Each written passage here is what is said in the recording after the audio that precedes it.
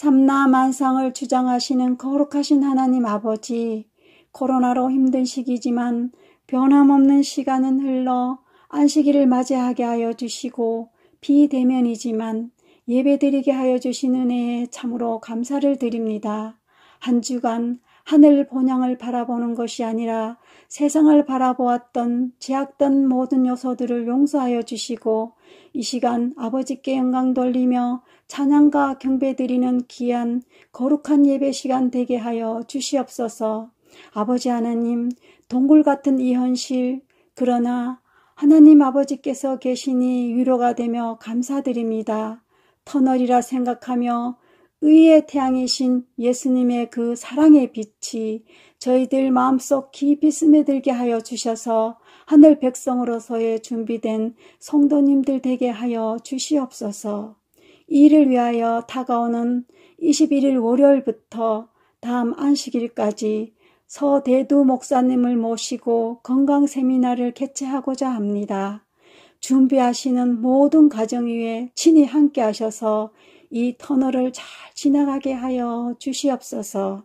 아버지 하나님, 안식일을 맞이하여 저희들에게 귀하신 말씀을 전해주실 건혁준 목사님께 강건함을 주시고 그 말씀들이 마음 아픈 자 위로하게 하여 주시고 육신의 고통 있는 자 치유하게 하여 주시며 저희들에게 축복의 말씀이 되게 하여 주시옵소서. 우리 모든 청학 성도님들 평안의 안식일이 되게 하여 주시옵기만을 간절히 빌고 원하며 저희를 죄악 가운데서 구원해 주신 예수님의 거룩하신 이름 받들어 간절히 기도드립니다. 아멘.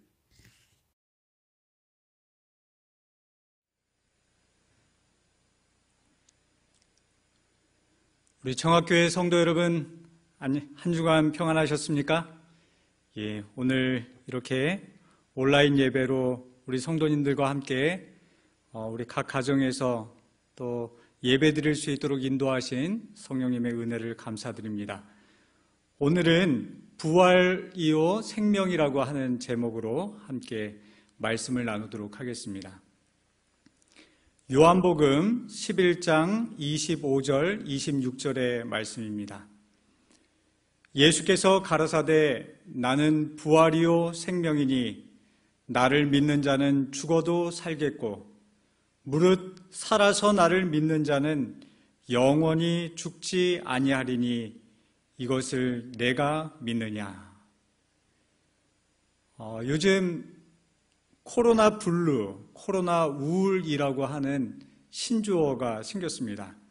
이것은 코로나19 바이러스와 또 우울감이라고 하는 이 두 단어가 합쳐진 새로운 단어인데요.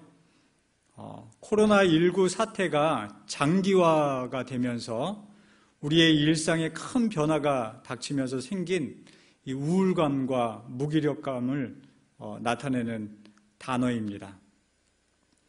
우리가 오랫동안 지금 야외 활동을 못하고 있는 상황입니다. 그래서 거기서 생기는 답답함도 있습니다. 그리고 나도 언젠가는 코로나19에 감염될 수 있다는 불안감이 항상 우리 주변에 도사리고 있습니다. 그리고 작은 증상에도 혹시 코로나가 아닐까 하는 걱정과 두려움도 우리 마음을 엄습하고 있습니다. 그리고 이러한 코로나19로 인해서 많은 또 우리 사람들이 직장을 잃고 또 활동의 제약을 받으면서 나는 이제 무엇을 어떻게 해서 또 우리 가정을 책임지고 생계를 이어갈 수 있을까 하는 그 염려와 무기력증에 또 쌓이게 되는 것입니다. 하루에도 수십 건, 수백 건씩 뉴스를 통해서 전달되는 이러한 코로나19 바이러스에 대한 정보들은 또 우리에게 그러한 불안한 마음을 더하게 하는 그런 일들이 자꾸 일어나고 있습니다. 그러다 보니 주변 사람들에 대한 경계심도 점점 증가하면서 우리 스스로가 우리 자신을 고립해가는 그런 모습들을 보게 되는 것입니다. 이처럼 우리의 삶에 들이오는 불안, 두려움, 또 우울감, 또 무기력증, 이러한 것들을 어떻게 우리가 신앙의 힘으로 벗어날 수 있을지, 극복할 수 있을지에 대해서 오늘 말씀을 통해 함께 은혜를 받고자 합니다. 요한복음 11장은 이렇게 시작이 됩니다. 어떤 병든 자가 있으니 이는 마리아와 그 형제 마르다의 촌 베다니에 사는 나사로라. 병들었다는 것은 우리의 신체의 기능이 망가지기 시작했다는 것을 의미합니다. 이 병이 깊어져서 사람이 점점 죽어간다는 것은 이제 기운도 없어지고 그러니까 활력도 떨어지고 활력이 떨어지니 의욕도 사라지는 그런 점점 우울감과 무기력감으로 사로잡혀가는 그 일상의 현상들이 점점 더 심해지는 것을 이야기하는 것입니다. 40대 중반에 담낭암을 선고받은 엄상익 변호사는 그때의 경험을 이렇게 적고 있습니다. 그 순간 나는 날개도 없이 끝없는 절망의 구덩이 아래로 추락했다. 갑자기 주위의 모든 것이 증발하고 존재하지 않는 것 같은 느낌이었다.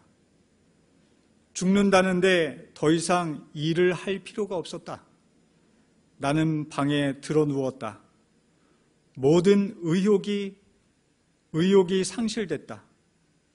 영어회화 공부도 가족들과 즐거운 레저 활동도 이 모든 게 즐겁게 살라고 한 것이지 죽으려고 한 것이 아니었다. 순간적으로 살아왔던 장면들이 슬라이드 같이 떠올랐다. 이기주의로 산 것이 후회됐다. 나만을 위해서 살았으니 내가 죽으면 아무것도 남는 것이 없는 것이다. 나는 불쌍한 존재였다. 가족들을 그리고 친구들을 좀 더 사랑했더라면, 좀 더 베풀었더라면 하는 후회가 떠올랐다.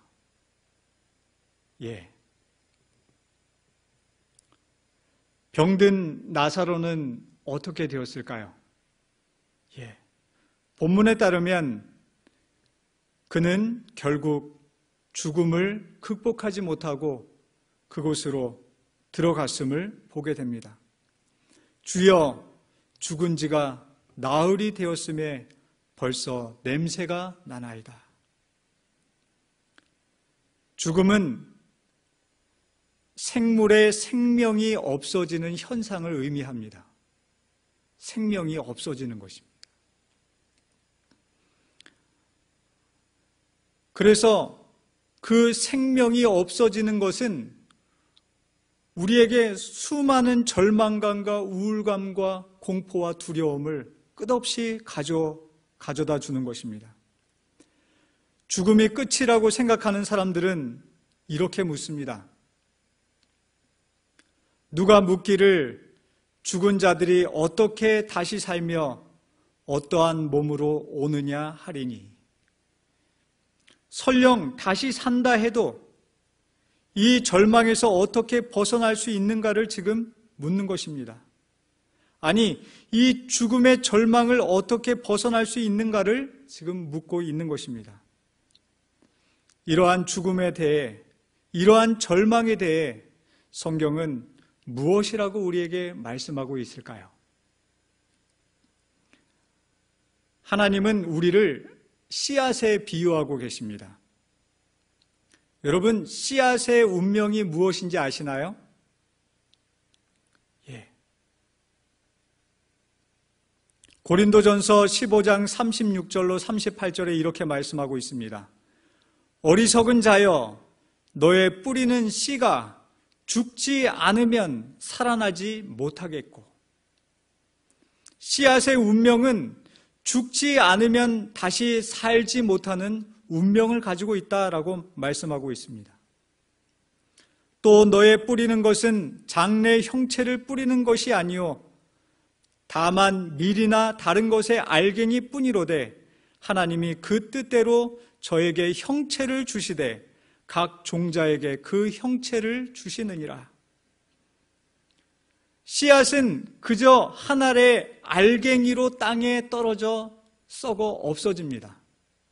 그러나 그 씨앗이 다시 살아날 때는 지금과는 전혀 다른 모습으로 태어나는 것을 우리는 볼 수 있습니다. 제가 여기에 하나의 씨앗을 보여드리겠습니다.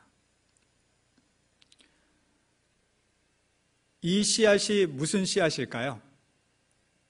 네, 잘 아시는 것처럼 이것은 은행나무의 씨앗입니다. 이 씨앗이 죽어 다시 태어나면 어떤 모습이 될까요? 네, 바로 이렇게 아름들이 정말 크고 웅장한 정말 아름다운 이 색깔을 띤 은행나무가 되는 것입니다. 또 하나의 씨앗을 보여드리겠습니다. 이 씨앗은 무엇의 씨앗일까요? 예, 이 씨앗은 너도밤나무의 씨앗입니다. 이 조그만 씨앗이 땅에 들어가 썩어 없어질 때 이 씨앗은 이렇게 아름답고 정말 모든 새들과 또한 사람들에게 휴식처를 제공하는 너도밤나무가 되는 것입니다. 우리에게 중요한 것은 죽음이 아닙니다. 성경은 우리에게 이렇게 말씀하고 있습니다. 죽은 자의 부활도 이와 같으니 썩을 것으로 심고 썩지 아니할 것으로 다시 살며, 씨앗과 같은 나의 인생, 비록 죽음이 운명처럼 지어져 있지만 우리들의 삶의 무기력감과 절망은 어쩔 수 없이 피할 수 없는 어떠한 운명과도 같이 우리에게 밀려오는 것이지만, 그러나 그 죽음이 우리의 끝이 아니고 결과가 아니고 우리 삶의 그것이 큰 부분이 아니라, 그보다 더 중요한 것은 이 씨앗과 같은 나의 인생에 들어있는 생명이 무엇인가가 더 중요하다고 말씀하고 있는 것입니다. 왜냐하면 씨앗은 씨앗이 담고 있는 그 생명에 따라 그 죽은 후의 모습이 결정되기 때문입니다. 사랑하는 성도 여러분, 씨앗과 같은 우리 안에는 어떤 생명이 들어있습니까? 고린도전서 15장 40절에는 하늘에 속한 형체도 있고 땅에 속한 형체도 있으나 하늘에 속한 영광이 따로 있고 땅에 속한 자의 영광이 따로 있다라고 오늘 우리에게 말씀하고 있습니다. 우리에게 중요한 것은 우리 안에 있는 생명의 씨앗이 무엇인가가 중요합니다. 그래서 우리의 형체가 정말 어떠한 형체로 변화될 것인가가 중요한 것입니다. 요한일서 5장 11절과 12절에 우리 안에 있는 생명의 씨앗이 이 씨앗 안에 들어있는 생명이 무엇인지를 말씀하고 있습니다. 하나님이 우리에게 영생을 주신 것과 이 생명이 그의 아들 안에 있는 그것이니라. 아들이 있는 자에게는 생명이 있고 하나님의 아들이 없는 자에게는 생명이 없느니라. 그렇습니다. 우리 안에는 예수 그리스도의 생명이 있습니다. 씨앗인 우리가 그 죽음을 받아들일 때 이 절망감과 이 무력감, 이 우울감과 이 두려움을 그대로 인정하고 이것을 내 안에서 정말 죽음으로 받아들일 때 드디어 내 안에 있는 새로운 생명, 예수 그리스도의 생명이 다시 태어날 수 있는 것입니다.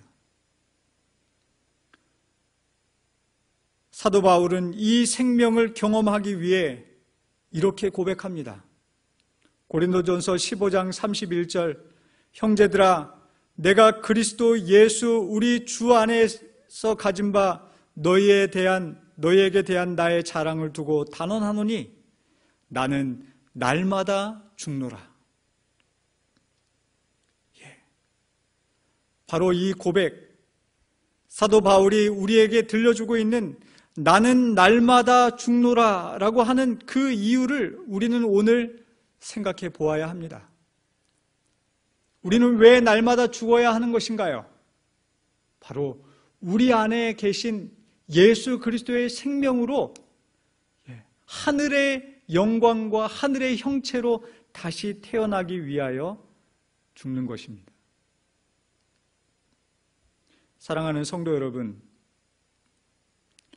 코로나 블루, 코로나 우울이라고 하는 정말 온 국민의 거의 절반 이상이 20대에서는 70%가 넘는 많은 젊은이들이 이 고통 가운데 있지만 정말 중요한 것은 우리가 오늘 이 모든 것을 인정하고 정말 주님 앞에 우리 자신을 내어드리고 그 십자가의 죽음을 나의 죽음으로 받아들일 때 하나님께서 우리를 위하여 준비해 두신 예수 그리스도의 생명이 있음을 우리 모두 감사함으로 믿고 받아들이게 되시기를 간절히 바랍니다. 식물계에서만 이러한 부활의 상징들이 나타나는 것은 아닙니다. 여기 중앙아메리카와 남아메리카에 주로 서식하는 모르포 나비의 애벌레가 있습니다. 이 애벌레가 평생을 살아가면서 나뭇잎을 갉아먹고 사는데요. 그가 이제 어느 정도 성장하고 나서 나비로 변화되는 과정을 겪게 됩니다. 어떠한 과정을 통해 나비로 변화되는지 영상을 통해서 잠시 보도록 하겠습니다. 번데기입니다. 지구상에서 가장 화려한 생물이 숨어 있습니다. 푸른 모르포 나비죠. 바깥에서 보면 눈에 잘 띄지도 않고 아무 일도 일어나지 않는 것처럼 보입니다. 하지만 안에서는 자연의 기적이 일어나고 있죠. 나비의 변태입니다.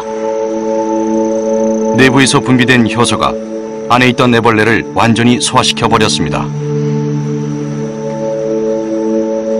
심장과 신경계도 모두 사라졌죠. 그리고 그 상태에서 지난 20일 동안 변형이 일어나면서 새롭게 태어날 준비를 마쳤습니다.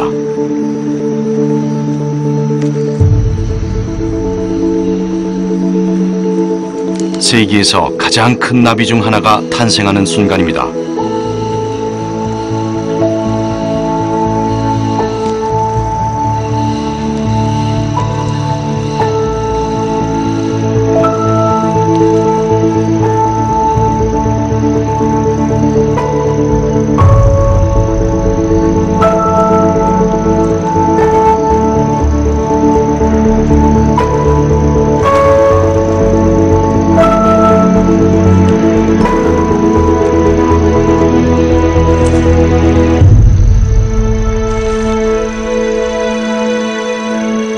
하지만 아직은 날 수 없습니다. 지금은 가장 연약한 시기입니다. 구겨진 날개에 혈액이 공급되면서 아름다운 나비가 모습을 드러냅니다.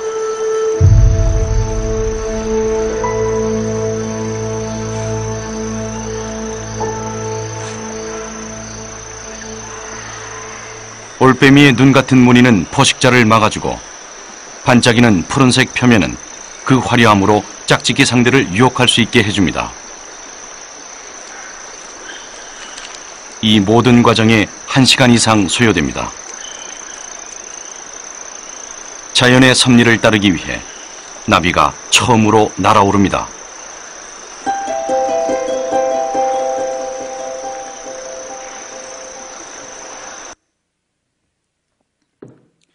예.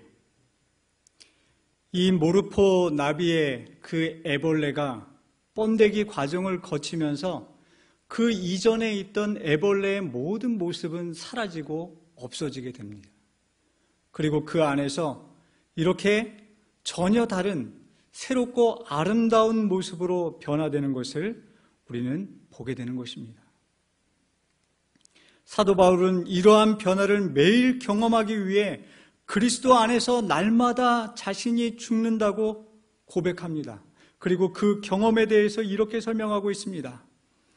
죽은 자의 부활도 이와 같으니 썩을 것을 심고 썩지 아니할 것으로 다시 살며 욕된 것으로 심고 영광스러운 것으로 다시 살며 약한 것으로 심고 강한 것으로 다시 살며 육의 몸으로 심고 신령한 몸으로 다시 살아나니 육의 몸이 있은즉 또 신령한 몸이 있느니라. 그러면서 그는 오늘 우리에게 이렇게 호소하고 있습니다. 우리가 흙에 속한 자의 형상을 입은 것 같이 또한 하늘에 속한 자의 형상을 입으리라. 사랑하는 성도 여러분, 이 코로나 시대에 이제 우리의 힘으로 사는 것이 아니라 우리의 죽음을 경험할지라도 이제는 정말 우리에게 생명이 되시는 예수 그리스도의 힘으로 사는 새로운 경험을 하는 귀한 시간들이 되시기를 간절히 바랍니다. 그래서 오늘 우리가 사는 것이 이제는 이 세상의 것들로 사는 것이 아니라 영광스러운 하늘의 것들로 사는 경험이 되시기를 간절히 바랍니다.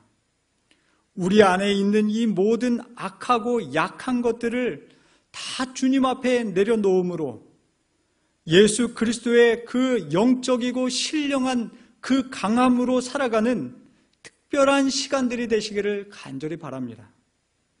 그래서 우리가 이처럼 우리를 새롭게 하시는 부활의 주님 예수 그리스도를 매일 경험함으로 이제 곧 오실 그분의 재림을 우리 모두가 준비하고 그날을 고대하며 살아가시게 되기를 간절히 바라며 오늘 말씀을 마치겠습니다.